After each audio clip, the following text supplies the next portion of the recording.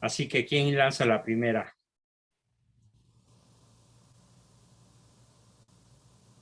Hay mucho de qué comentar antes de empezar. ¿Nadie? Nadie.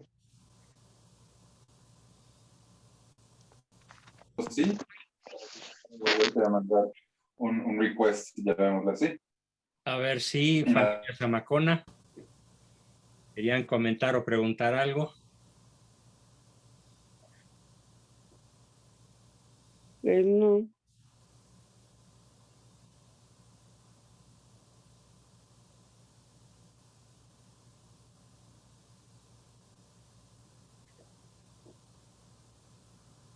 El tema obligado de arranque son las declaraciones del Pejelopostli sobre que nos quiere ignorantes y pobres. ¿Cómo ven?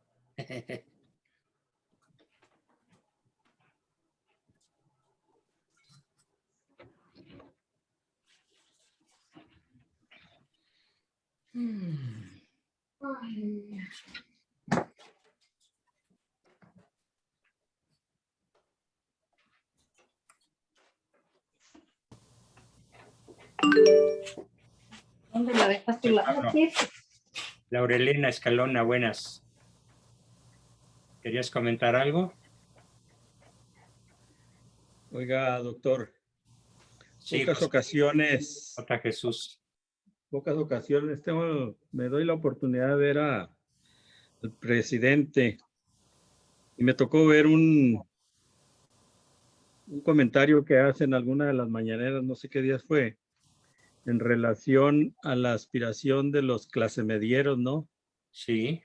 Oiga, bueno, cuando yo lo estaba escuchando, primero, pues, me di cuenta que no era un comentario de una persona normal, y mucho menos de un presidente, y expresándose con esa, pues no sé cómo llamarle, pero furia, yo diría furia. furia y envidia.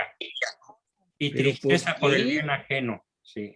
¿Pero por qué? Porque, oiga, nomás veamos cómo viven ellos, carajo, lo que tienen, lo que abusan, o sea, y quien ha comentado de sus antecedentes, pues habla de que siempre ha estado viviendo de las dádivas del gobierno.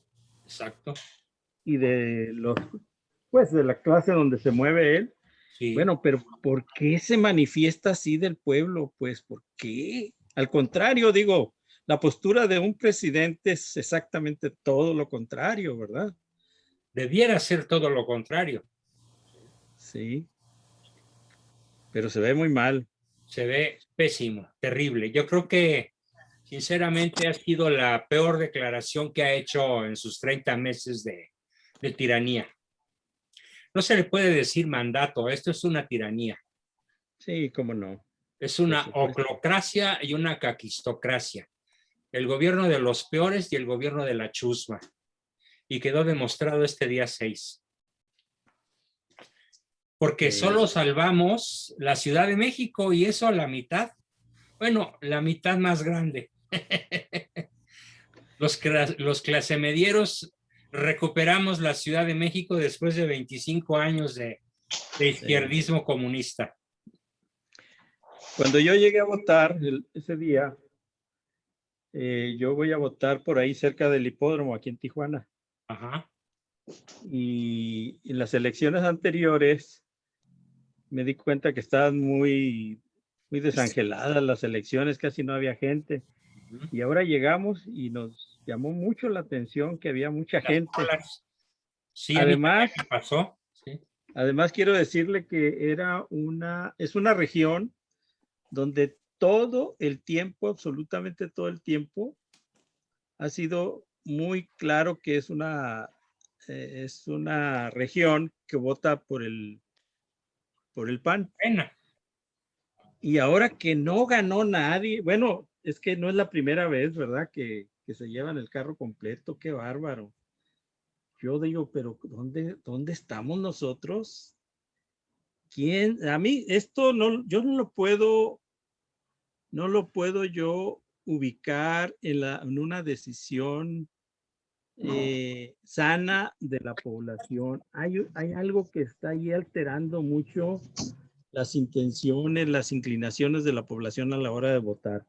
Puede ser el pago de los votos. No, bueno, pues eso está clarísimo, clarísimo. Morena dio 1,000 pesos por voto. Sí. Imagínate la cantidad que eso implica. El PRI Pero estaba como que ofreciendo ya debiéramos de precisamente darnos cuenta que eso es lo que nos hace más daño, ¿verdad? El hecho de que nos estén comprando la decisión, la voluntad, sí, la libertad, por supuesto, ¿verdad? la libertad, sí. Entonces, bueno,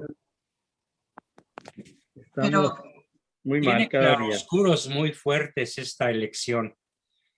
Desde Sí, cómo no. luego, es un hecho maravilloso que a mí me tiene contento el haber recuperado la Ciudad de México. Sí, por supuesto, ¿verdad? 9 de 16 alcaldías, más de la mitad. Es un mensaje muy Doctor. claro, ¿verdad? Y haber recuperado el Estado de México, lo que era el Corredor Azul, Sí. Tlalnepantla, Naucalpan, Cuautitlán, todo eso se recuperó. También eso fue otra ganada del pueblo, ¿no? Del pueblo verdadero, del que no se deja comprar. Pero lo de los gobernadores fue una verdadera tragedia.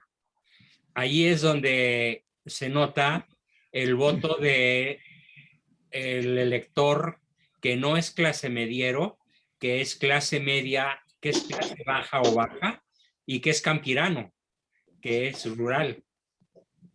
Por Sí. eso, incluso ahí se nota la enorme diferencia. Las capitales fueron ganadas por la coalición PRI, PAN, PRD, PAN, pero los estados no. Entonces, ¿esto qué te dice? Te dice que el voto capitalino, el voto citadino, clase mediero, fue el que recuperó las capitales, muchas capitales, pero ya la masa estatal, pues la ganó Morena en gran medida, ¿no? Justamente porque es la clase que depende de las dádivas, mientras que la clase media no depende de las dádivas. Doctor, A ver, justamente, Dianita. no soy Pati. Primero Patricio y luego Diana. Ajá. Pati.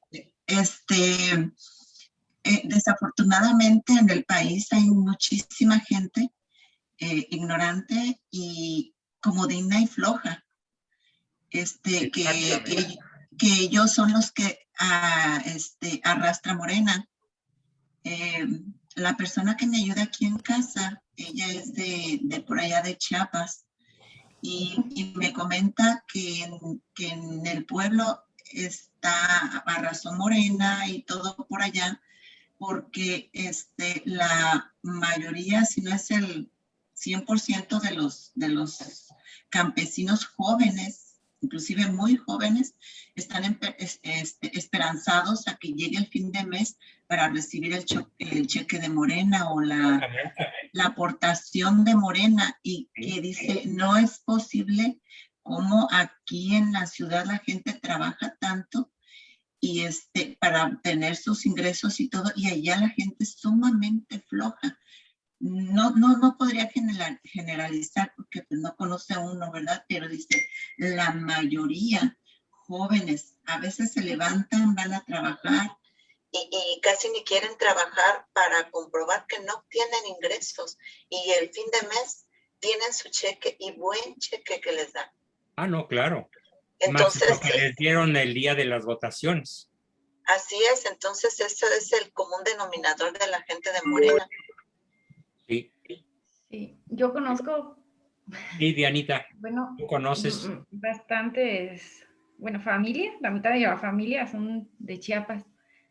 Sí. Y bueno, les comparto que es que no son gente floja como tal, sino que como ellos han vivido en una realidad totalmente apartada de la sociedad y no ha habido quien los incluya, cuando llegan los políticos los convencen de muchas cosas y los orillan y los van enseñando.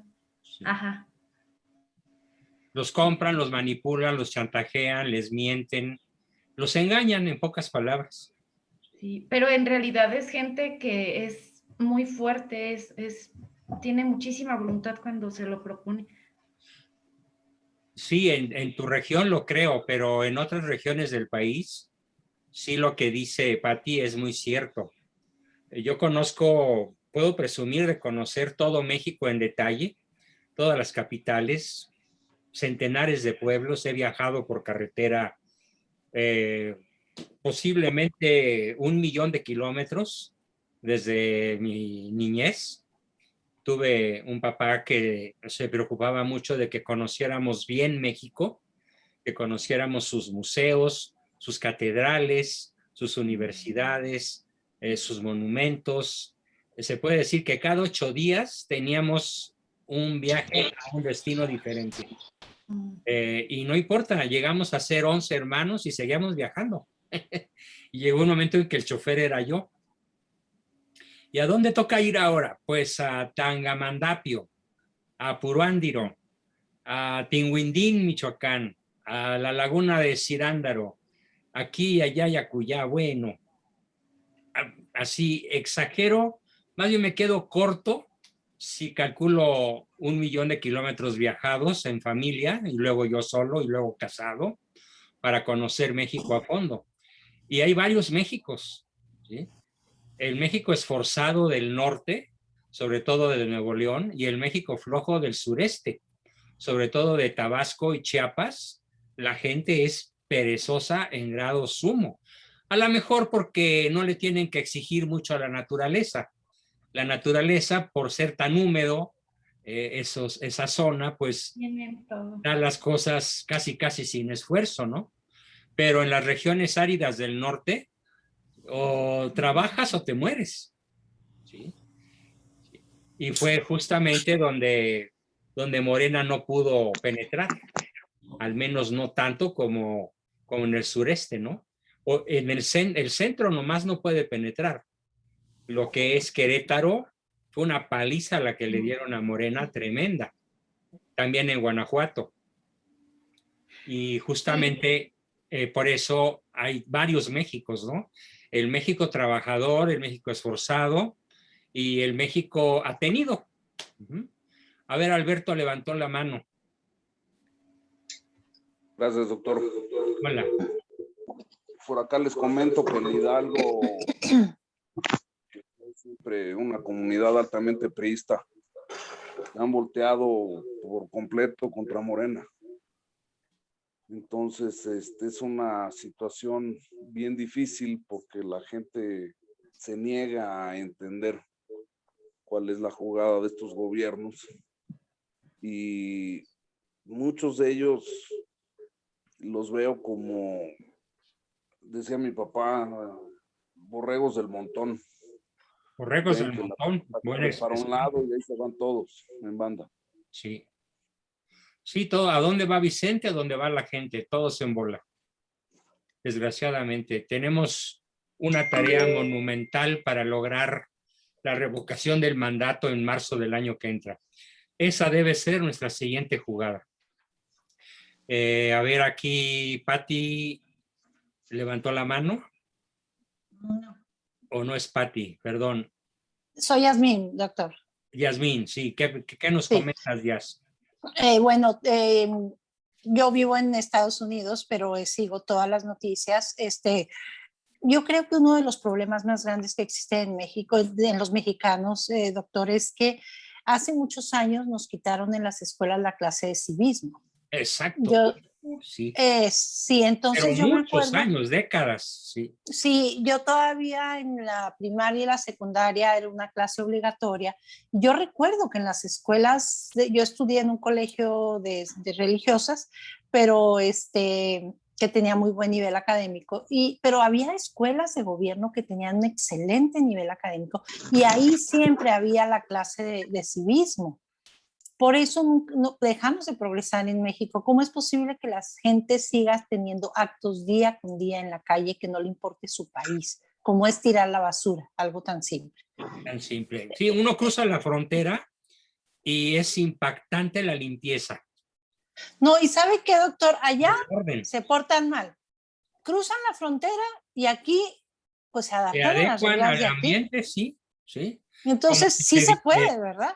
Claro que se puede, pues además saben que las multas son estratosféricas, ¿no? Ese es el problema, que dicen mejor me porto bien. Pero a lo que voy es que tristemente por eso la gente por un plato de lentejas se vende su voto, porque no visualizan más allá el peligro tan grande en el que está nuestro país. No, o sea, yo sé que hay mucho, no quiero decir ignorancia, yo quisiera decir desconocimiento, pero aunado a que el civismo hace, no sé, 30 años creo que lo dejaron de implantar en de dar esa clase en las escuelas. Ahí fue un retroceso para México impactante. Sí, yo todavía a mis 18 años, cuando estaba en primer año de facultad de psicología, era maestro de ética y de civismo en la secundaria donde yo había estudiado. Exacto. Ética también nos daban ética, y civismo. Sí, era de un nivel académico impresionante. Ya se olvidó de que ya no dan ética Se borró de un plumazo. en las escuelas. Sí, y entonces por eso suceden cosas como ahorita que nos da tanta vergüenza que la gente prefiere estar cobrando su cheque y estar tirado viendo la televisión encima de un sillón. Y que no les importa, a ellos les importa que llegue el día último para ir a recoger su dinero y no aman a su país, no aman a su gente, les interesa el día de hoy, ellos estar bien y listo. El día de hoy y la panza. Sí. Y muchísimos de ellos se lo gastan en bebidas alcohólicas, en cigarros y en droga. Sí. Y conservadoramente se calcula que lo que Pejelopostli invirtió en eso es $1 billón de pesos. Se le quitó a los niños con cáncer, a las guarderías infantiles, a las mamás con cáncer de seno, a la ciencia, al deporte. Bueno, ¿de dónde no ha agarrado este desgraciado? Sí, los refugios para mujeres que estaban viviendo violencia doméstica. O sea, es una tragedia, pero lo más triste, doctor, yo creo que Dios quiera que con las nuevas generaciones se pueda empezar algo de otra vez tener ese civismo, porque la verdad que el mexicano nos distinguimos por tantas. A mí me ha tocado en algunos otros lugares que he estado, gente que viene aquí de todos países. Siempre el mexicano, antiguamente nos distinguíamos por la cordialidad, el ser educados, correctos y siempre respetar a la gente mayor. Ahorita no les importa. Exacto. No les importa a la gente mayor. Sí, las nuevas generaciones les vale gorro. Sí, ¿quién? ¿Dulce? Diana. Perdón, Diana, sí. Quería hacer una pregunta referente a la familia. Nosotros pues tenemos 4 hijos y constantemente somos atacados y yo quiero pedir un consejo de algún argumento más chiquito en el cual ahora sí que defender. ¿Atacados por tener 4? ¿Mandé? ¿Por qué los atacan? ¿Por tener 4? Desde el segundo, es que en todos lados es, ¿cómo vas a tener otro? ¿Para qué tienes tantos hijos? Bueno, infinidad de cosas. Bueno, te voy a dar varios argumentos rápidamente. No es el tema de hoy, pero vale la pena que lo conozcan. Hay algo que se llama, en el mundo cristiano, en el mundo católico sobre todo, débito conyugal. Esto significa que es obligatorio tener un ritmo adecuado de relaciones sexuales. Y obviamente también es adecuado, o más bien es, según las encíclicas papales, como todas las encíclicas que se enfocan a la vida, ¿sí? Como Casti Connubii, como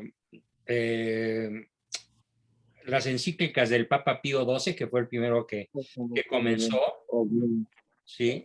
A decir que es obligatorio tener tantos hijos cuantos Dios te dé. Esto no implica que cada vez que tengas relaciones debes tener un hijo, no. Implica lo que se llama en nuestra fe apertura a la vida.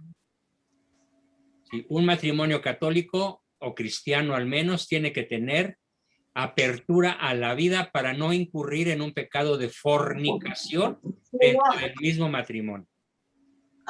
Esa apertura a la vida es lo que se ha perdido. Yo todavía la practiqué, por eso tengo 9. Y mis padres no se diga, 11. Y mis hermanos, pues todos, entre todos mis sobrinos, son más de 70. Sí, y es que Porque hay también se apertura basan a la vida. ¿Puedes apagar tu El primer micrófono, dato por que te favor? doy. Está grabando su sesión. Apertura a la vida. Es una obligación del cristiano. Cristiano o católico, la apertura a la vida no nada más es un privilegio, es una obligación. Ya llegó un momento en que la fábrica se para por razones fisiológicas, sobre todo atribuidas a la mujer. Bueno, pues ni modo, ya hasta ahí llegamos, ¿sí? Pero mientras haya fertilidad en ambos, la apertura a la vida es una obligación moral. Y lo explican varios papas en muchas encíclicas. Y esto es algo muy conocido incluso entre católicos. Muchas familias católicas, yo diría la mayoría, ignoran que no se puede tener cerrazón a la vida. ¿Sí? Nada de que 2 y ahí muere. No, señor. Porque además, el único anticonceptivo que funciona realmente, sin hacerle daño a la mujer, es una aspirina que el varón aprieta poderosamente entre las rodillas y no la deja caer. Es lo único que yo conozco como anticonceptivo exitoso. Todos los demás, el DIU, se los platico, es abortivo. El dispositivo intrauterino no impide el embarazo. Llega el espermatozoide, embaraza y cuando ya está el cigoto formándose, baja por las trompas de falopio y encuentra un letrero que dice tu mamá que siempre no, y te vas al caño. Entonces, el dispositivo intrauterino es un asesinato. Y además con consecuencias fisiológicas muy severas para la mujer. Esto es muy importante. Ya en su momento, este será un tema que vamos a desarrollar. Además, una familia numerosa, te lo digo por experiencia propia y profesional, es infinitamente más fácil de educar que una familia de 1 o 2. Las familias numerosas son algo verdaderamente extraordinario. Son algo sensacional. Y los hermanos mayores se convierten en los entrenadores de los hermanos menores. ¿Sí? Llegó un momento en que a mí, por ejemplo, a mi hija mayor, Socorrito, a los 9 años, me decía, no, papá, tú síguete dormido, yo atiendo a los chiquitos. Y los atendía con una eficiencia y un amor impresionantes. Y la segunda, no, tú no, mejor yo. Y se peleaban por atender a los bebés. Claro, no les daban la teta, ¿verdad? Pero sí los atendían de la infinidad de cosas que hay que atenderlos. Entonces, una familia numerosa es una bendición de Dios. Además de que nos asustamos, las familias católicas de Canadá poblaron Canadá con un promedio de 16 hijos por hogar. ¿Sí? Esto ya no se usa en Canadá, ya se acabó, ya se paganizaron, pues ya muchos abjuraron de su fe católica, pero Canadá surgió gracias al heroísmo de las mamás canadienses que llegaron de Francia, sobre todo, en la parte este de Canadá, y que tenían 16 o 20 hijos, así como nosotros nos comemos tacos, ¿no? Con una facilidad asombrosa. Además, el mandato divino es crecer y multiplicaos y henchid la tierra.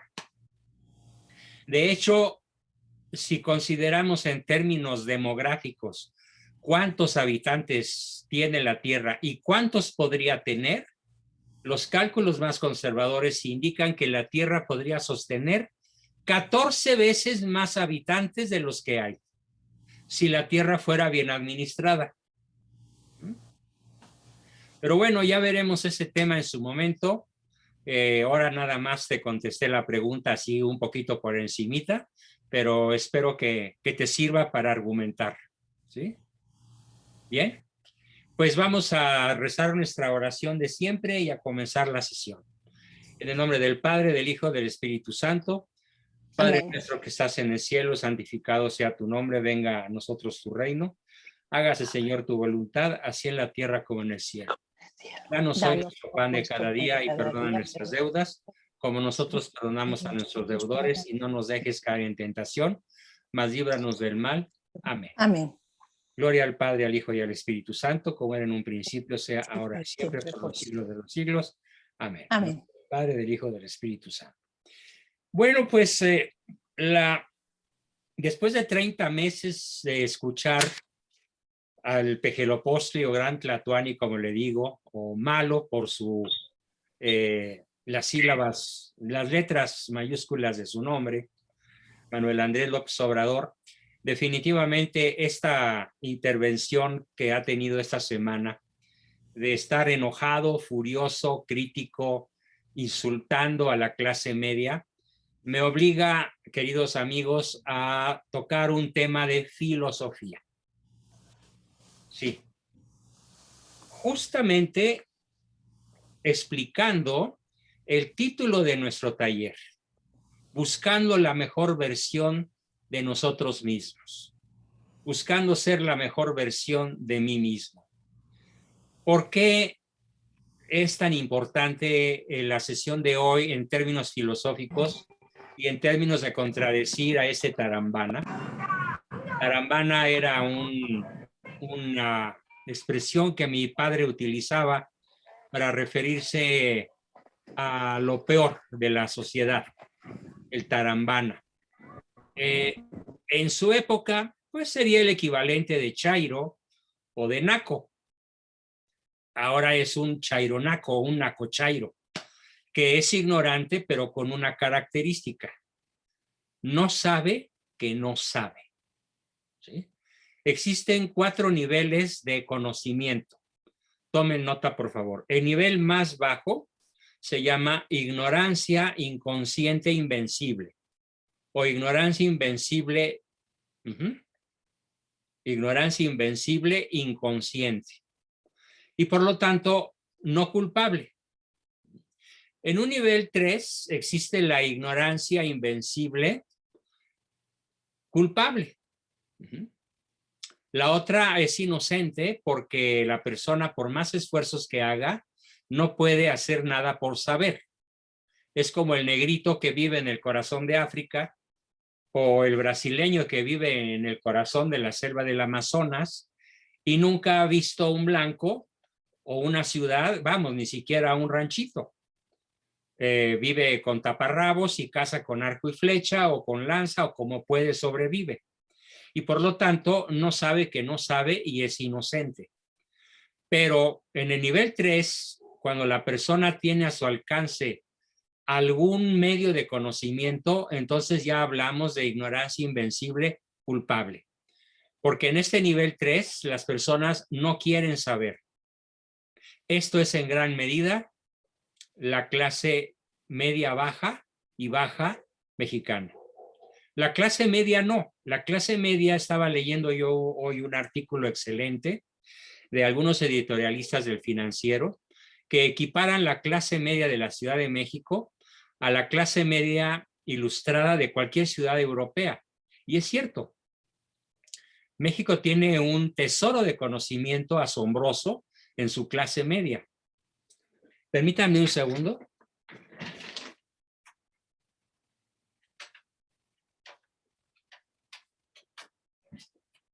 Tenía que hacer más estable la conexión a internet desconectando algún aparato. Bien, entonces, luego tenemos el nivel 2, que ya es ignorancia consciente que busca conocimiento. También lo podríamos denominar conocimiento consciente, pero todavía no habitual. O sea, todavía no pasa a la categoría de hábito. Y en el nivel más alto tenemos el conocimiento que ya es habitual. Cuando las ideas y las decisiones fluyen sin dificultad, ya estamos hablando del nivel más alto de conocimiento. Cuando una persona puede hablar, dictar una conferencia, explicar un argumento, defender una tesis, sin necesidad de recurrir a apuntes, a libros, etcétera. Estamos hablando ya del más alto nivel del conocimiento. Bueno, México se carga evidentemente a los niveles 3 y 4, sobre todo al 4. Hay enormes regiones del país en donde el gobierno, de modo intencional, desde 1928, con el Pacto de los Generales, procuró que el conocimiento, la educación, el alfabeto, la ciencia y la cultura no llegara. Así que en gran medida considero que todavía los que votan por Morena de modo irreflexivo es producto de una colonización, como diría el Papa Francisco, de una ideologización que se deriva del gobierno que funda Plutarco Elías Calles con el PRI. Y ahora peor, mucho peor con Morena. Así que no me asombra que ese segmento de la población tenga solo el interés de cobrar su cheque y de sobrevivir. Entonces, nos toca a nosotros que estamos en el nivel 2 o 3 o 1, tal vez muchos de ustedes en el nivel 1, nos toca despertar conciencias. Utilizando la misma frase que acaba de utilizar el malo.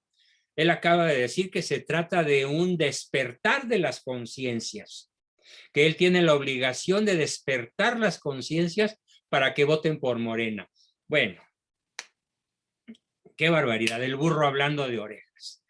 En vez de enfurecerme, preferí reírme porque de veras es patético.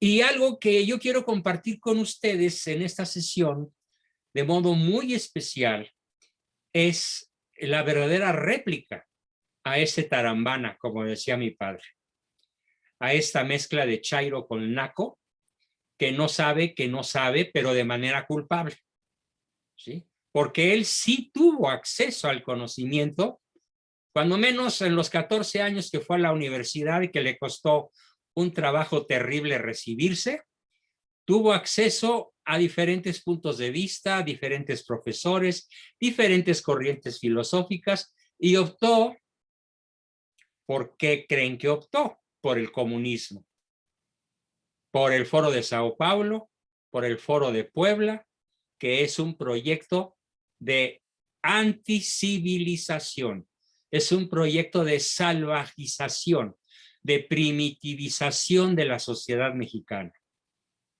Por fortuna, al menos en la Ciudad de México y en el corredor antiguamente panista, ahora recuperado, y en muchas capitales de la República, ya la gente se dio cuenta de hacia dónde nos quiere llevar este nefasto personaje.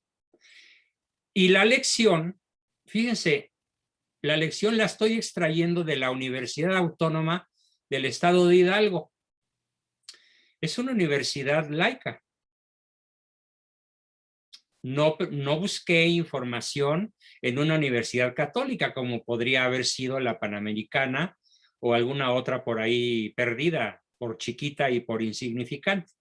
Preferí buscar información sobre este tema en las universidades laicas que se atrevieron en su época, en su momento, a estudiar a Santo Tomás de Aquino y el fin último del hombre. Antes de leer esta plana, que no tiene desperdicio, quiero preguntarle al grupo, a ver si alguno de ustedes puede contestar de manera atinada. ¿Cuál es el fin último de la inteligencia? O sea, ¿para qué somos inteligentes? ¿Qué busca la inteligencia? ¿Alguien que conteste? Yo. Adelante. Conocer a Dios. Muy bien, pero antes de conocer a Dios, ¿qué busca? Así de tejas abajo, en este planeta, ¿qué busca? La verdad. La verdad. Muy bien, la verdad. Pero esto es de modo natural. Un chiquillo, desde los 6 meses, si ya empieza a gatear, empieza a tener curiosidad. empieza a empieza a tener deseos de conocer y por eso hace travesuras. Claro, muchas mamás en este país frustran ese deseo natural del niño de conocer la verdad y le dicen, no, estate quieto, no preguntes, no te muevas, engarrótese hay. Yo conocí un niño de 3 años, fíjense qué cosa más trágica, que creía llamarse no. ¿Sí? Porque lo único que escuchaba era no. Entonces, cuando yo le decía, Pepito, se llamaba José, Pepito, no me hacía caso. José, no me hacía caso. Y de pronto se me ocurrió decirle no y volteó. Él respondió a la palabra no. Creía llamarse no. Pero bueno, ese fue un caso clínico muy raro en medio de miles de casos en donde pues la naturalidad, la ley natural en un niño es la curiosidad, la inquietud por conocer cosas. Por eso se lleva objetos a la boca, por eso mete las manos donde no debe, por eso puede rodar las escaleras si no hay una barra protectora, por eso ya adolescente se va o de primaria incluso, 4º, 5º de primaria se va de pinta. ¿Por qué? Porque anda buscando cosas que no sabe. Aunque él no pueda decir, ando buscando la verdad, de hecho, anda buscando la verdad. Esa es la razón por la cual es travieso, inquieto, metiche, preguntón. Y lo mejor que podemos hacer los papás es contestar sus preguntas de modo amplio y generoso. Nunca debemos cortar, inhibir. Nunca debemos reprimir, suprimir u oprimir el deseo natural del niño, de toda personita humana, por conocer la verdad. Porque el conocimiento de la verdad se deriva de la facultad esencial que todos tenemos, que es la inteligencia. De hecho, la palabra inteligencia se deriva del latín inte legere, que significa leer dentro. De leer dentro de la esencia de las cosas. De hecho, todos los niños, además, cuando ya les damos alguna explicación corta, ¿cuál es la pregunta que inmediatamente sueltan? ¿Y por qué? ¿Y por qué? Y bueno, hay muchas mamás muy impacientes que acaban diciéndole al pobre chamaco, porque lo digo yo y soy tu mamá y te callas. Qué error tan grave, en vez de darles una explicación amplia, profunda, paciente, sistemática e inteligente. Bien, entonces, en todo ser humano, chino, ruso, japonés, mexicano, totonaca, naco, fifí, clase media, clase alta, clase depauperada, la inteligencia busca el conocimiento de la verdad y obviamente en planos ya más elevados, más culturalizados, más conscientes, busca el conocimiento de la verdad absoluta, es decir, el conocimiento del ser absoluto que es Dios. Por esa razón, Santo Tomás de Aquino escribía algo formidable, que la vía natural, la vía regia, así la llamó él, la vía regia para el conocimiento de Dios, lo dijo tal cual, no se asombren, no es la Biblia. El conocimiento regio, la vía regia para lograr el conocimiento de Dios es la inteligencia humana. Y crea una frase doble que dice así en latín, intelligo ut credo, credo ut intelligo, que significa conozco para creer y creo para saber. Estamos citando al filósofo, teólogo más genial de todos los tiempos. No hay quien se iguale a Santo Tomás de Aquino. Y él, en vez de decir la barbaridad que dijo el peje, dijo que la inteligencia aspira, o sea, es aspiracionista, ¿sí?, al conocimiento de la verdad absoluta Y luego, un poco después, San Agustín escribe la famosa frase de mi alma estará inquieta, Señor, en tanto no descanse en ti. Eso es en cuanto a la inteligencia. Se llama causa final de la inteligencia. La causa final de la inteligencia es el conocimiento de la verdad parcial en esta tierra, de la verdad de todos los días, de la verdad en ciencia, en filosofía, en psicología, en matemáticas, en química, en física, en lo que quieran. Eso es lo humano. Así que la declaración del Pejelopóstli es inhumana. Simplemente inhumana. Va, la declaración que él acaba de hacer varias veces, porque hoy lo repitió, es inhumana. Va contra la naturaleza humana. Piensa en eso para los argumentos que puedan dar a otras personas, seguramente adictas al Pejelopóstli, que van a aplaudirle, que van a tragarse este cuento de que ser aspiracionista es una barbaridad y es ser egoísta. No, señor. El buscar el conocimiento es una forma de no egoísmo.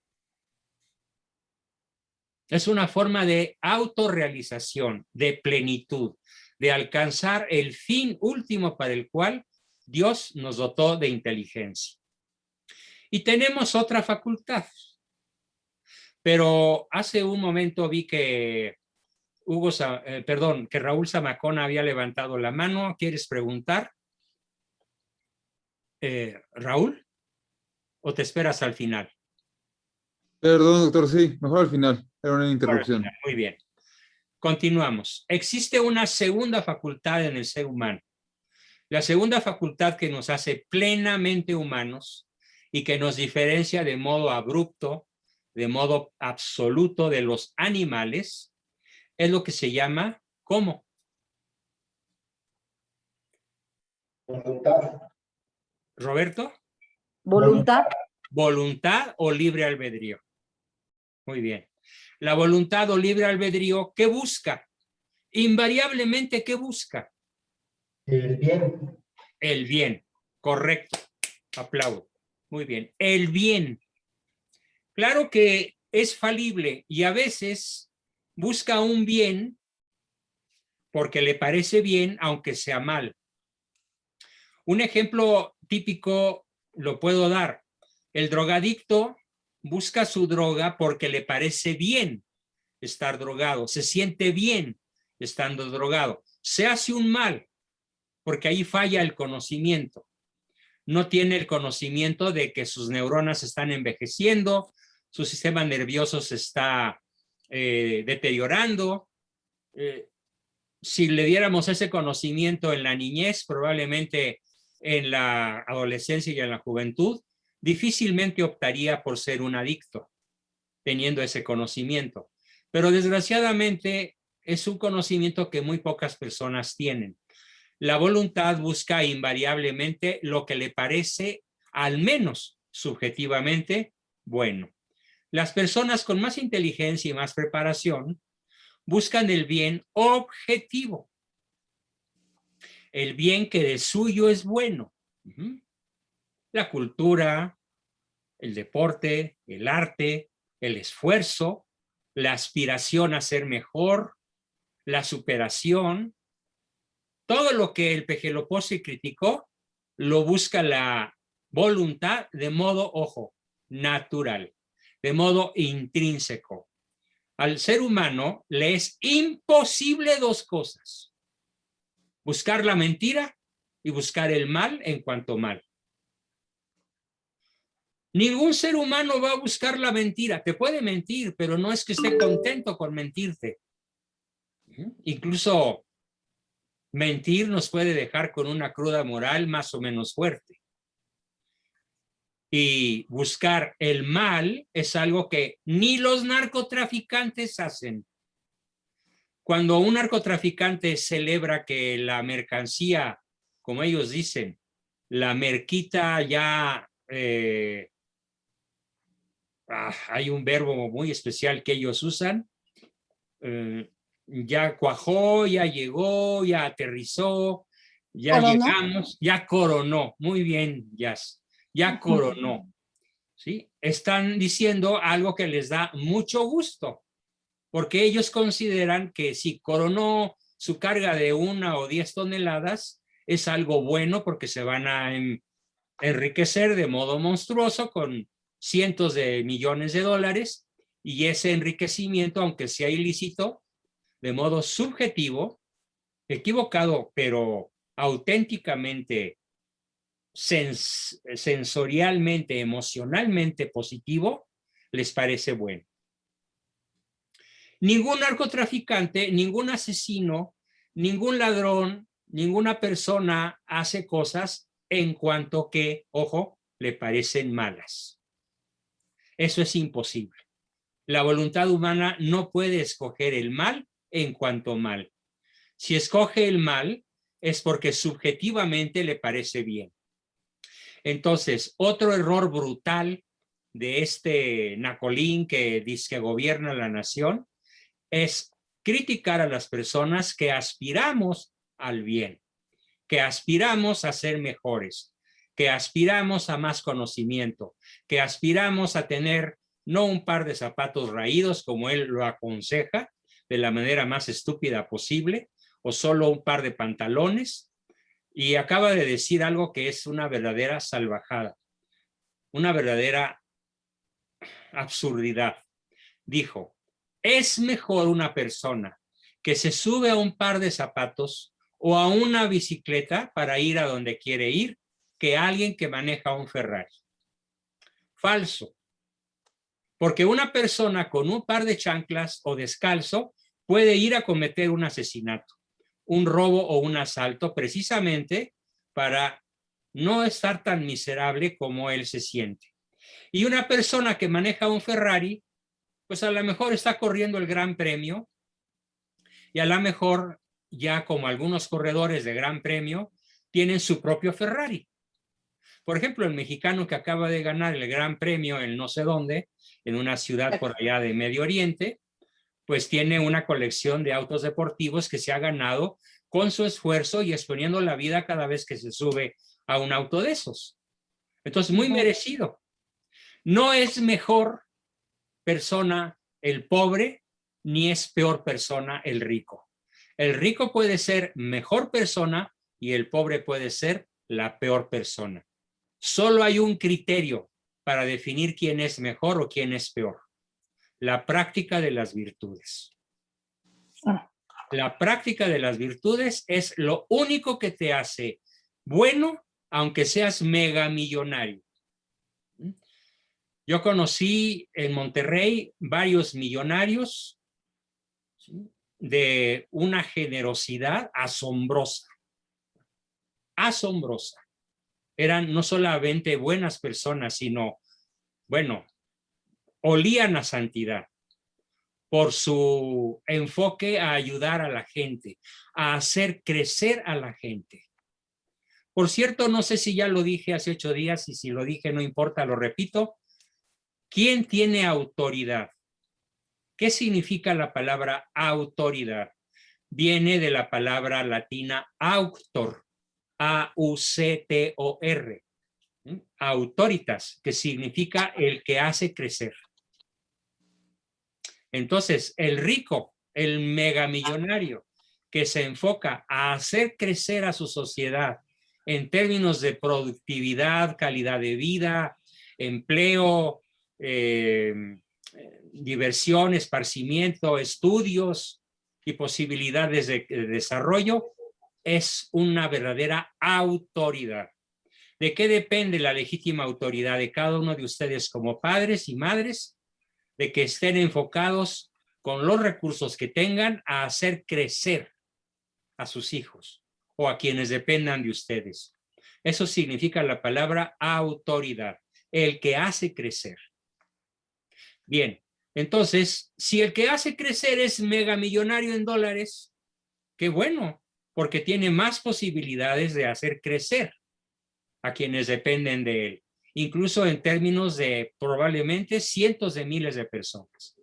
Pero si en vez de eso se dedica simplemente, como Bill Gates y otros, por eso le digo yo Bill Gato, si no se dedica a hacer crecer, sino se dedica a introducir vacunas de dudosa calidad y que muy probablemente estén causando la muerte y la enfermedad de cientos de miles de personas para hacerse más rico de lo que ya es, entonces no tiene ninguna autoridad. Por lo tanto, el Pejelo-Postli para gobernar México no tiene ninguna autoridad. Ojo, ¿por qué? Porque no quiere que crezcamos.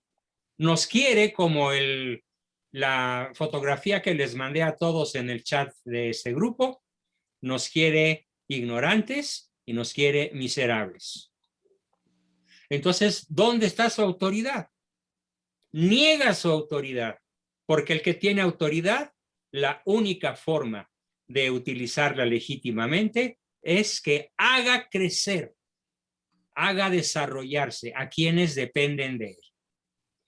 Bien, entonces, con esta explicación, la inteligencia que busca la verdad y la voluntad que busca el bien, aun cuando sea de modo subjetivo, estamos claros que este señor de filosofía sabe yo lo mismo que de física nuclear.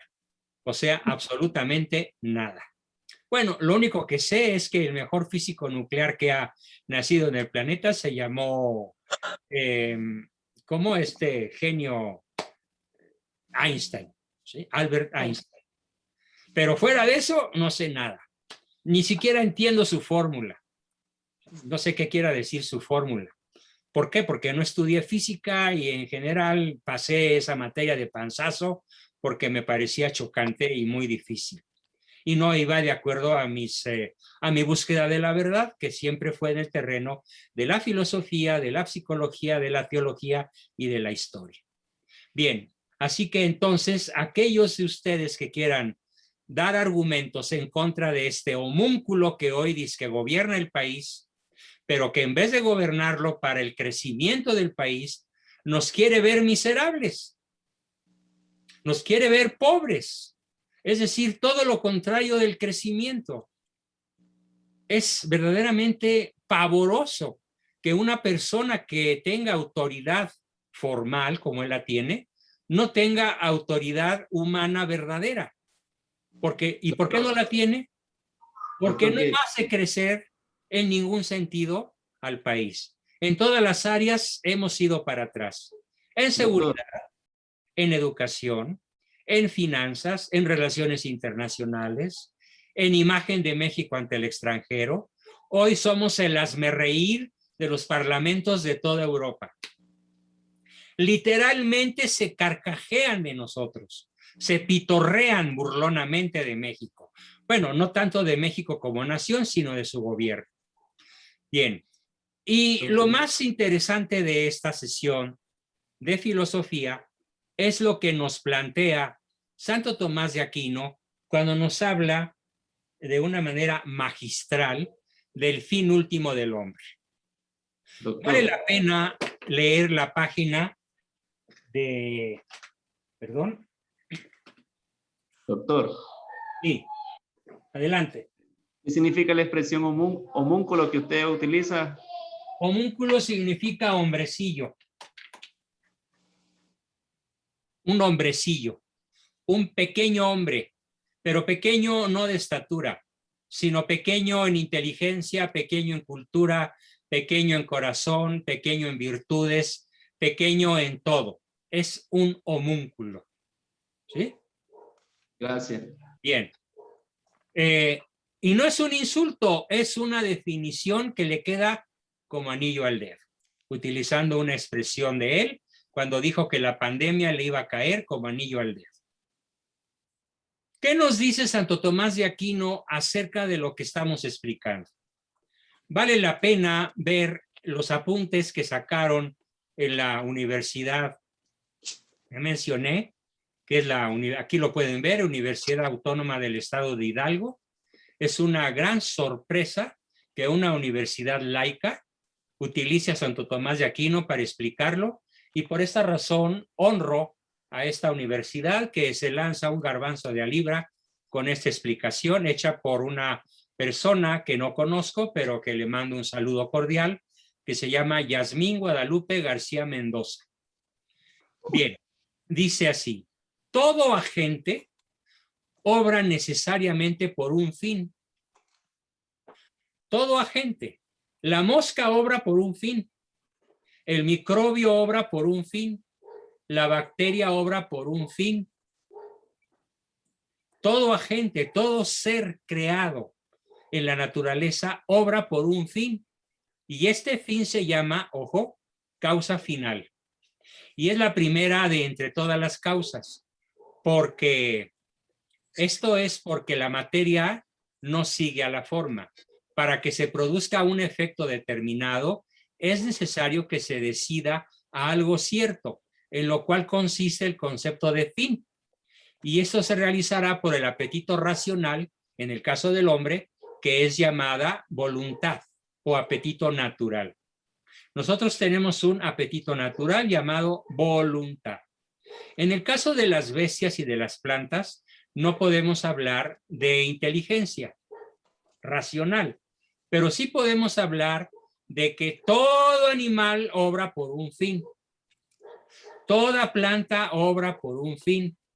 Todo microbio o bacteria obra por un fin. Si no obrara por un fin, no podrían existir.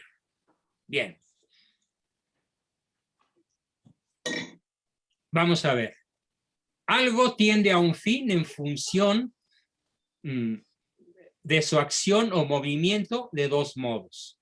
Uno, en cuanto se mueve hacia sí mismo, hacia el fin.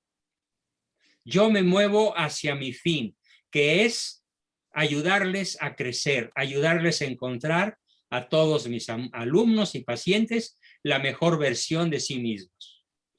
Como el hombre, de modo que los seres dotados de razón se mueven a sí mismos en dirección a su fin, porque tienen el dominio de sus actos mediante libre albedrío, facultad de voluntad y razón. Ya lo dijimos hace un rato, voluntad y razón. Cuando es movido por otro, por ejemplo, cuando la flecha se mueve al blanco, cuando ha sido lanzada por el arquero, pues no tiene inteligencia racional, no sabe a dónde va. Los que no tienen razón tienden a su fin por su natural propensión o afición, como movidos por otros y no por sí mismos, pues no conocen la razón del fin. O sea, la flecha no conoce por qué fue lanzada, ni a dónde fue lanzada, porque la flecha no tiene conciencia, no tiene inteligencia, no tiene voluntad, no tiene ninguna facultad que le permita desviar su rumbo voluntariamente.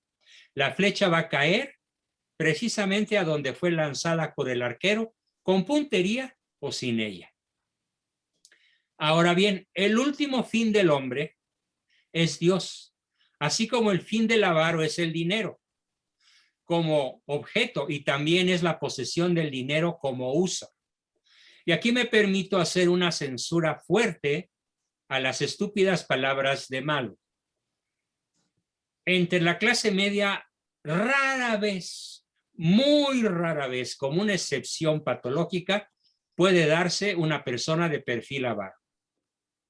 Las personas de perfil avaro se dan entre las clases megamillonarias, que se han dedicado a atesorar riquezas.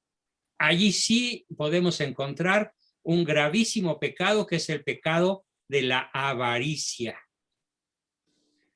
Es el dinero como objeto y también lo es la posesión del dinero como uso, como posesión y como uso.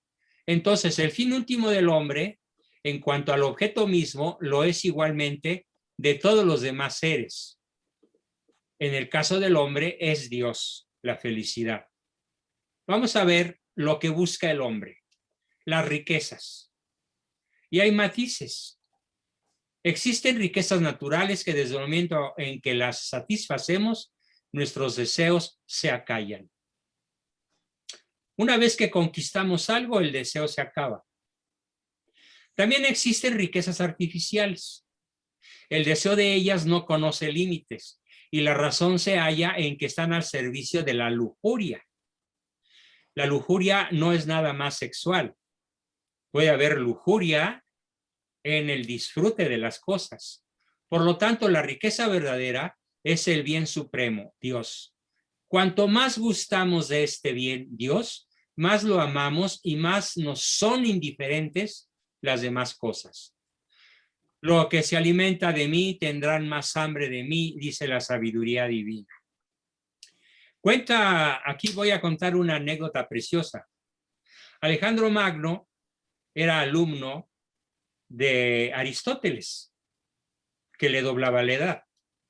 Alejandro Magno en una ocasión se fue de campaña a la India y allá duró 3 años y regresó con cientos de tiendas de campaña, cientos de camellos, de mulas, de caballos, de burros, cargados con todas las riquezas que había saqueado a su paso de ida y a su paso de regreso desde Atenas. Y cuando llegó con Aristóteles, que era el maestro de maestros, y sigue siendo Aristóteles, el maestro de maestros en el área de filosofía, cuando menos mío lo es, y de todas las personas que buscamos verdaderamente un conocimiento filosófico, ya llegado de regreso a Atenas, Alejandro le dice a su maestro: mira, maestro, cuántas cosas te he traído de Oriente. Toma para ti lo que quieras. Paséate entre mis tiendas todos los días que quieras, escoge lo que gustes y quédatelo, te lo he traído. Bien. Aristóteles es conocido como el gran descubridor del Dios único. El primero que lo formula es Sócrates, pero Aristóteles lo sistematiza. Aristóteles le da a Santo Tomás de Aquino las bases para que Santo Tomás de Aquino formule las pruebas de la existencia de Dios.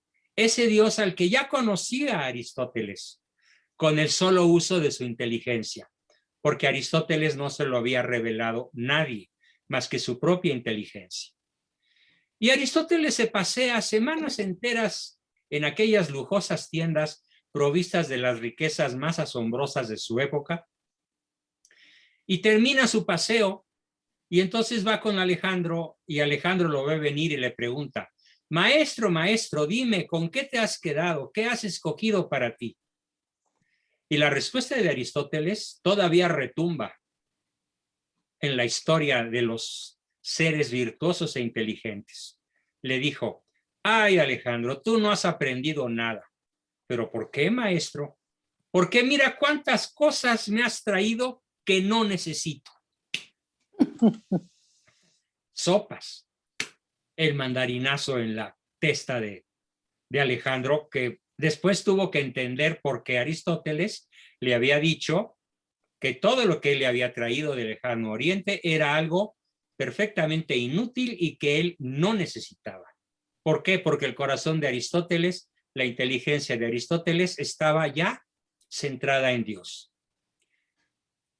Bien, los honores. El honor es el signo exterior y el testimonio de una perfección. Siendo fruto de la perfección, el honor lo es también, por lo tanto. Los hombres virtuosos buscan la bienaventuranza, mientras que los ambiciosos trabajan solamente por el honor. ¿Qué debió haber dicho el peje? Esto. Pero como no estudió filosofía, ni siquiera en la prepa, pues no lo puede decir porque tiene una ignorancia invencible, culpable. Sí, el que es ambicioso de honor y fama y gloria es el que el católico, el cristiano puede censurar. No el que aspira a ser mejor. No el que aspira, si tiene una chancla, a tener 2. O si tiene un par de pantalones, a tener otro. O si tiene un bochito, a tener, no sé, un Jetta. Y si tiene un Jetta, pues a tener un BMW. Es perfectamente legítimo. La fama y la gloria. Nuestra felicidad no tiene por causa la gloria que dictaminan los hombres, sino la gloria que proviene de Dios. La gloria es una notoriedad grande y elogiosa. La gloria que otorgan los hombres con frecuencia es falsa. Incapaz de decir esto, obviamente. Dios, por el contrario, es infalible y la felicidad que otorga siempre es verdadera. La fama depende de un inconstante rumor, por lo que es sumamente frágil, y la felicidad exige la estabilidad y la perpetuidad. ¿Qué es lo que verdaderamente nos hace felices? Lo que es estable, pero perpetuo, para siempre. Obviamente esto, el peje no se lo puede ni imaginar siquiera. Está fuera de sus categorías mentales, en la pobreza de su inteligencia y en la pobreza de su falsa educación, del poder. La felicidad consiste, ojo, en el buen uso del poder. Por eso él es tan infeliz, por eso está tan enojado, por eso está tan molesto. Ya su señora declaró que ya tiene motivos suficientes para odiar a la clase media. Lo acaba de decir hoy. Por ser el bien perfecto, no debe ocasionar mal alguno. Pero dice Salomón, es un gran mal que he visto bajo el sol, las riquezas conservadas para su mal por aquel que las posee. Finalmente, nos dirigimos hacia la finalidad, hacia la felicidad, desde lo último de nosotros mismos y con movimientos brotados del interior, pues nuestra tendencia es natural. Nuestra aspiración a lo mejor, lo excelso y lo perfecto, estable y perpetuo es natural. La búsqueda de Dios es natural. En cambio, los bienes externos vienen de afuera y con frecuencia por azar. No son estables ni perpetuos.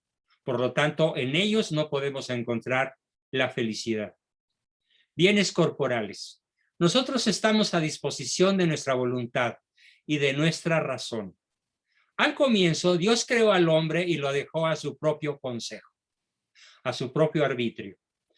Pero como no somos nosotros el bien supremo, estamos necesariamente orientados hacia un bien, hacia un fin exterior a nosotros. Fue lo que este homúnculo criticó. ¿Cómo aspiras a un bien superior? ¡Qué mal! ¡Qué egoísta! No, señor, no es egoísmo. Es una tendencia natural que Dios colocó en nosotros. Estar necesariamente orientados hacia un fin exterior a nosotros, como lo es, por ejemplo, el conservar y mejorar nuestra existencia. Esto se reduce a que todos los bienes del cuerpo están destinados, ojo, a la perfección del alma. ¿Para qué quiero una mejor computadora? Para servirlos mejor a mis clientes y alumnos y pacientes.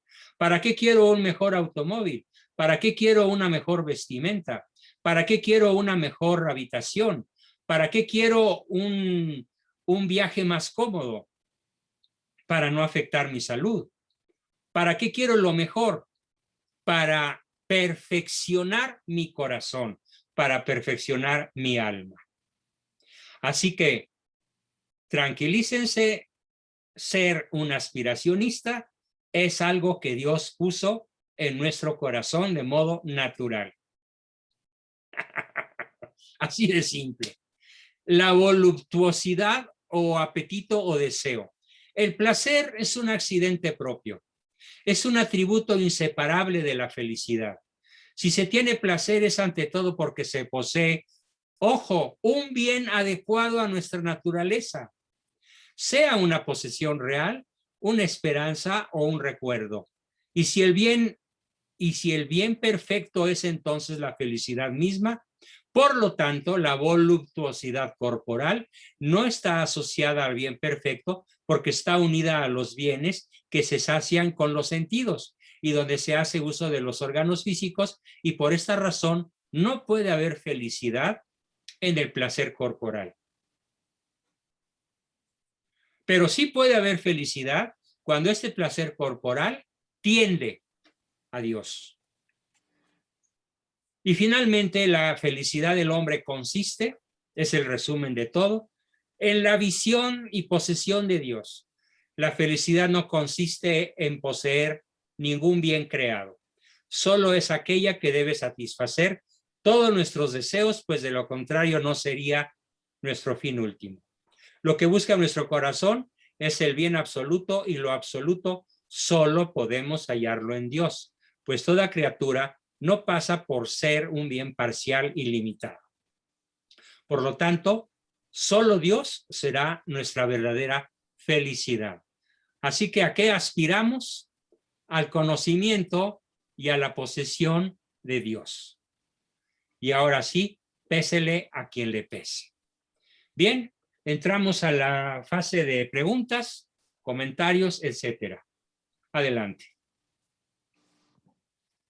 ¿Quién quiere comenzar? Yo. Héctor. Héctor, adelante, Héctor. Precisamente ahorita estoy, un mensaje que me acaba de mandar uno de mis mejores amigos, de un documental, me dice, oye, velo, de Alfredo Jalife, dice, The Economist contra AMLO, globalistas contra soberanistas. Bueno, obviamente no sé si lo voy a ver, pero es de esas personas que últimamente les ha ido bien económicamente, pero no por cuestiones del gobierno. Yo diría que por cuestiones de suerte y porque hacen mucho esfuerzo laboral, no dependen del gobierno. Pero a su papá o a su mamá le llega una ayuda del gobierno y se la tragan toda. Otro colega también vive en la misma circunstancia. Me dice, ¿a poco crees que porque este gobierno es así? Perdón, me dice, a mí me ha ido muy bien, a ti te ha ido muy bien últimamente. ¿Por qué le echas la culpa al gobierno o por qué no le echas la culpa de tu éxito? Entonces yo creo que es porque hacemos un esfuerzo sobrenatural. Ahorita que decía Diana de cómo se podía defender de sus 4 hijos cuando la criticaban. Yo tengo 6 hijos y a mí me... ¡Órale, bravo! Nosotros, quise decir, mi esposa y yo tenemos 6 hijos. Muy bien. Los tenemos en casa y sí es cierto eso que comentaba de que los hijos más grandes ayudan con los más chicos por naturaleza. Sí, por naturaleza. De modo espontáneo. Sí. Así es. Por el ejemplo que le da la mamá, pues lo siguen y hacen. Entonces, aquí es cuando sí me enfrento en un problema que no sé cómo descifrar. El de defender a mi familia, sí, porque yo más bien le diría a Diana, regresándome un poco. Muy bien. Mientras no le reclame su esposo o sus hijos, ¿qué problema? ¿Qué presión? Tu esposa te reclamaría si no fueran de él. Pero si son de él, ¿cuál es la bronca? Ni modo. Ninguna. No. Pero sí la parte, digamos, laboral, económica, financiera, de nuestros negocios. Yo tengo una postura, obviamente, totalmente en contra de Morena y de AMLO y de toda su dictadura y sus cosas. Y mis otros 2 colegas que son súper cercanos a mí, lo apoyan a ciegas. Y a ciegas. Muy buena expresión, a ciegas. ¿Sí? Me faltan argumentos, porque ahorita me acaba de decir, ¿sabes qué? Desde hace 2 años yo conozco a Jalife, pero no te había dicho para que no me fueras a desterrar. O sea, es mi segundo mejor amigo, digamos, y ahorita me lo acaba de confesar. Entonces, ahí es donde no sé si debo, por ejemplo, hacia con ellos, estar muy insistente y darles argumentos todos los días. Es donde no sé si hay Yo creo que sí. Mira, San Pablo decía, contestando esa pregunta tuya, perdón que te interrumpa, San Pablo decía, la verdad hay que predicarla, oportune et importune. O sea, con oportunidad y sin ella. Es como la gotita, hay una tortura china que inventaron los chinos hace miles de años, que consiste en colocar al sujeto que quieren torturar debajo de una gota. La gota cae cada minuto, ¡pum! Y pasa otro minuto y vuelve a caer una gotita de agua. Y ahí lo dejan 24 horas, 48 horas. A las 48 horas está enloquecido. Y el cráneo se puede perforar. Entonces, si tú estás gota tras gota, tras gota, tras gota, con la verdad, puede ser que acabes por perforar las más necias inteligencias. ¿Sí? Por esa razón, el dicho de San Pablo, la verdad, predícala oportune et importune. Y ay de mí, dice además, si no predicara la verdad. Ay de mí. O sea, ¿qué está diciendo con ay de mí? Que puede ganarse la pérdida de la gloria eterna. Puede ganarse su condenación por no predicar la verdad. ¿Sí? Bien, Héctor, pues espero que esto conteste tu pregunta, a menos que te haya interrumpido y tengas algo más que decirnos. No, nada más. Bien. Muchas gracias. Muy bien. Norma Olvera levantó la mano. Adelante, Normita, y luego Yasmín. Gracias. Norma. Buenas noches, doctor. Hola. Óigame, ahorita que dice hasta las más necias inteligencias. Sí. Me parece una contrariedad, porque si son inteligentes buscan la verdad, pero viven hay en un una problema. mentira. Hay un problema. La inteligencia humana no es perfecta. La inteligencia humana desde el pecado original es imperfecta. Entonces puede incurrir en el error y creer que la mentira es verdad. Por esa razón es tan importante la predicación honesta, fuerte, sincera, constante. Sí, entiendo, pero pues me parece, me sigue Además pareciendo hay contrario. niveles de inteligencia. Tienes al genio, como Aristóteles, como Albert Einstein, como Lavoisier, como la Madame Curie, por ejemplo, o Pasteur, y tienes los imbéciles como este que está en Palacio Nacional, ¿no? Porque tiene 3 graves problemas. En términos psiquiátricos es imbécil. La palabra imbécil no se debe tomar como un insulto. Está en el diccionario de la Real Academia de Psiquiatría. Imbécil. Además es ignorante en nivel 4. No sabe que no sabe. Y además moralmente es perverso. O sea, busca el mal como si fuera bien. Él cree que hacer que toda la población mexicana sea pobre es bueno. Es la tesis de Marx, es la tesis comunista. Tiene el cerebro lavado por los comunistas, que claro, desde muy jovencito lo empezaron a trabajar.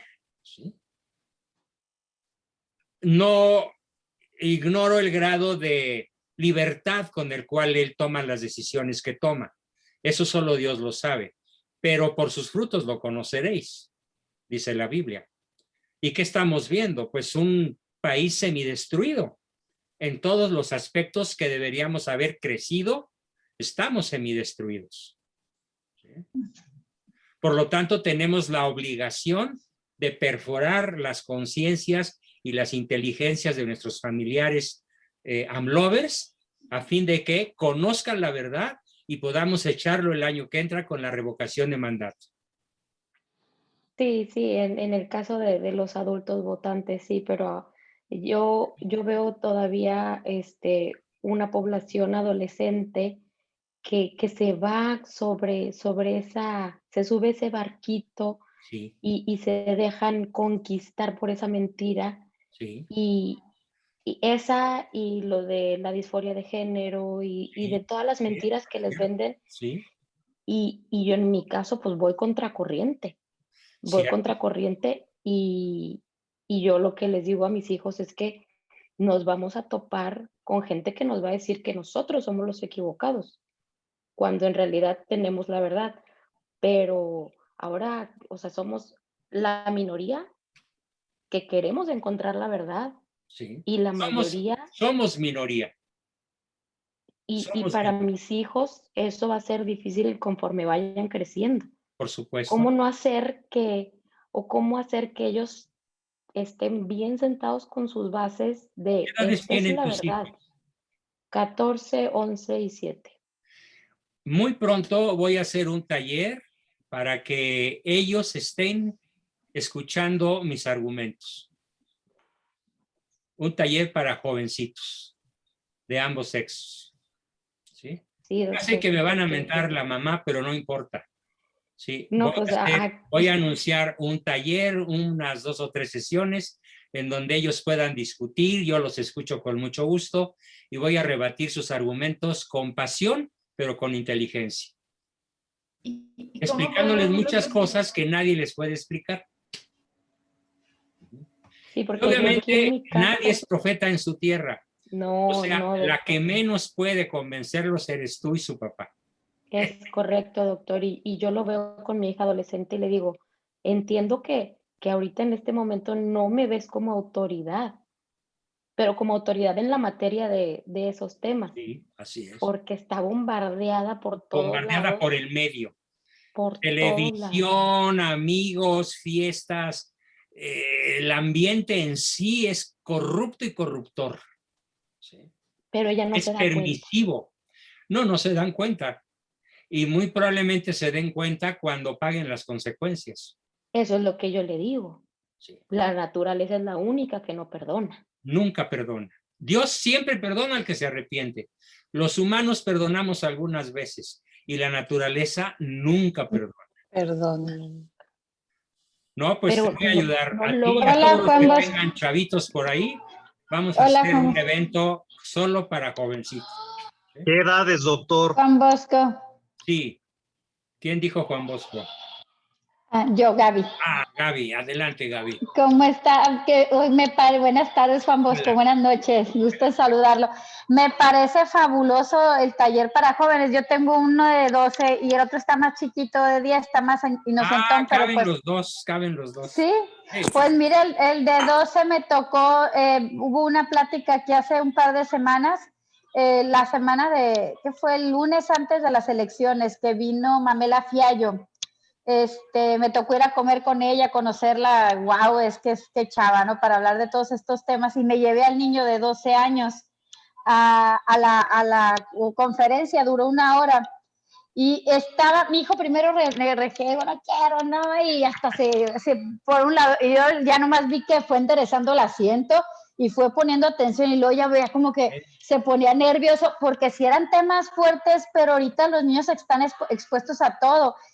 Y ya al final, a ver, ya platiqué con él, qué es lo que entendiste, le aclaré dudas, pero estaba como traumado, mamá, ¿por qué quieren hacernos esto? ¿Por qué nos quieren hacer creer cosas que no son sobre la sexualidad, Estaba con los ojos abiertos, entonces se me haría buenísimo así este taller que dice, para chavos. Pronto lo anunciaré, pondré la fecha de acuerdo con todos. Anóteme 2 niños. Les voy a pedir que en el chat me manden, por favor, los nombres y las edades de los posibles participantes. Muy bien. Y les tengo una oferta irresistible. A los que estén al corriente de sus pagos, incluyendo junio, o los que hagan un convenio conmigo porque estén atrasados y no puedan ponerse al corriente, la sesión para los chamacos será enteramente gratis. ¡Ay, qué padre! ¿Qué hay que hacer? Ayudarme con sus colegiaturas porque estoy gastando una fortuna en medicinas. Un tubito de cicloferón me cuesta 250 pesos y me dura un día. ¡Wow! Y además de otras muchas cosas que tengo que tomar para reforzar el sistema inmunológico y poder estar con ustedes al menos un par de horas. Y es una fortuna económica y física que no tiene fin, pero pues constantemente se la ofrezco a Dios porque me permite seguir adelante con mi misión, con todos mis grupos y convertir sobre todo a jóvenes, que son hoy los más vulnerables.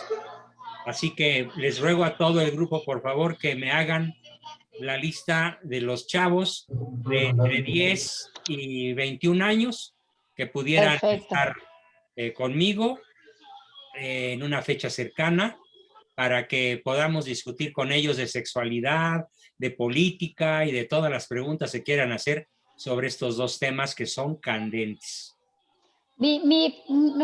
Una pregunta. Mi hijo, el de 10 años, apenas entrando en quinto, es donde ya les hablan de sexualidad, Sí. ¿no? Uy, no, Todavía. ya, en ese año ya les refregaron en las narices y en los ojos la ideología de género. Sí, él está, hasta apenas va a terminar cuarto, él ahorita está en una escuela del Opus Dei y ahí tienen súper cuidado eso, tienen un programa que se llama Aprender a Amar, donde les explican todo, incluso, o sea, todo en base a los valores, a las virtudes y valores cristianos. Qué bien. Y también tienen otro Protege tu Corazón, y ese es con los papás, donde interactuamos los papás con el niño y nos enseñan cómo hablar de esos temas con los niños, entonces llevamos la clase junto con ellos y durante todo el ciclo llevan el Aprender a Amar, que ese lo llevan desde primero de primaria, pero temas muy light, y ya lo que viene siendo sexualidad en sí empieza en quinto de primaria. Entonces era por eso que le quería saber si el niño de 10, porque todavía no lleva esos temas, ¿no? Oye, No, Gaby, pero disculpa que hay te que interrumpa. anticiparse, hay que anticiparse. Sí, eso De es tal que te manera, iba a decir, la Gaby. anticipación es muy importante para que cuando llegue el adversario encuentre la plaza blindada. Fortificada. Claro, y uno piensa que ahorita no tienen acceso a nada porque están protegidos. No, tienen acceso a todo. En la calle, doctor. Es más, en enciende la la calle, nada más en televisión, la calle. enciende la televisión en Televisa, en Netflix, en Blim, en cualquier programa, y de inmediato están los programas de gays, de Ay, eso sí, homosexualidad, de horrible, homosexuales. Terrible, terrible. muy feo. Nosotros mismos, mi esposa y yo, que nos gusta ver series, porque como soy novelista, me gusta pues, conocer de estas cosas y ser un crítico, pero tenemos que ser muy selectivos, nosotros como adultos, muy selectivos para no, digamos, incentivar el rating de porquerías, ¿no? Uh-huh. Así es. Bien, pues ya tienen el aviso, ya tienen el anuncio. Gracias. Así que es palabra de honor que si yo veo que ya está, es más, los que ya estén al corriente, mándenme su ficha de pago y de inmediato los pongo en la lista del grupo con sus hijos. Y los que no tengan hijos para que participen en este programa, el obsequio por estar al corriente es el libro que se llama Malo, el destructor de México, perfil de un sociopsicópata narcisista. 180 páginas que no tienen desperdicio para que conozcan al principal enemigo que ha tenido México después de Benito Juárez. Sí, sí, sí. Sí, Yasmín. Sí, doctor, me parecía muy importante lo que Héctor nos dijo de estas personas que le comentaban del video de el señor Jalife, que tengo que reconocer que años atrás yo fui engañada por él. Engañada porque es un hombre que tiene muchos conocimientos, pero desgraciadamente él no los está usando. Es un erudito perverso. Perverso, exacto, exacto, perverso. doctor. Y yo sí me dejé engañar porque ya ve que cuando él empezó a hablar de toda la política y él decía que estaba peleado a muerte con el malo y criticaba, ¿y cuál? Mentira. Mira. Nada más nos estaba engañando. Es más, en un video que yo escuché de usted fue cuando yo abrí los ojos. Y yo te invito, Héctor, también a tu amigo, dile que analice muy bien a las amistades o a todos les digo que analicen muy bien a este señor Jalife porque es una persona mala, es mentirosa. Es perversa. Porque es perversa porque a todo mundo cuando hablaba de política, porque es brillante, o sea, todo te lo describe maravillosamente, pero y nos decía que él estaba en contra de López Obrador y fue la mentira más grande. Por eso hay tantos jóvenes en las universidades confusos y que votaron por él y que todavía ahorita siguen defendiendo, pero ya por soberbia. Aunque ya una voz les dice, te equivocaste, pero ellos dicen, no, no, no, no. Y yo sigo. Por eso hay tanta gente que sigue votando por el malo. Sí. Y mucha gente que fue confundida por Jalife. Yo le pido a Dios por él, porque ese hombre va a pagar muy caro. Muy caro. Muy caro lo que hizo porque es un pecado gravísimo, pero que además esos talentos maravillosos que Utilizar Dios la le dio. inteligencia para la mentira. Sí, Bueno, eso tiene, yo creo que un cargo pesado y sobre todo lo que él no piensa que esa herencias le va a dejar a su familia. Entonces, Héctor, yo te invito a que le digas a tus amistades, dile, analiza muy bien, analiza porque ese hombre miente y es perverso. sí. Pues qué bueno que te diste cuenta y me dices que gracias a mí. Sí, sí, doctor, antes de que ganara el malo en alguna charla que escuché ay, dije, ya caí yo también. Imagínense los muchachos en las universidades que tienen 20 años, 23, que son idealistas. En la universidad todos somos idealistas. Sí. Entonces, imagínense, si yo caí, dije, ay, Dios mío, digo, y que tengo mis años, tengo Pues 62. los chavitos con mayor razón. Exacto, esa es mi aportación. Muy bien. Los que no alcancé a contestarles hoy las preguntas, voy en estos momentos a grabar el chat. Y les prometo que voy a contestar sus preguntas, las que estoy grabando del chat, ¿ok? Las contestaré durante la semana para que nadie se quede. Estoy aquí copiando el chat. Editar, copiar.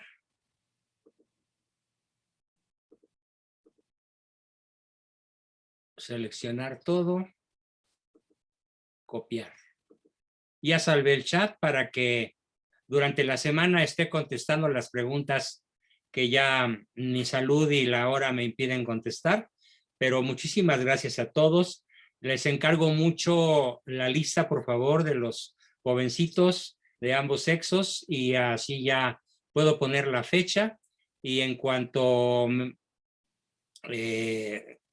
yo voy a ver cómo me organizo para hacerles llegar el libro en formato PDF con derecho a impresión para que todo mundo tenga acceso a un conocimiento profesional del perfil de este perverso presidente.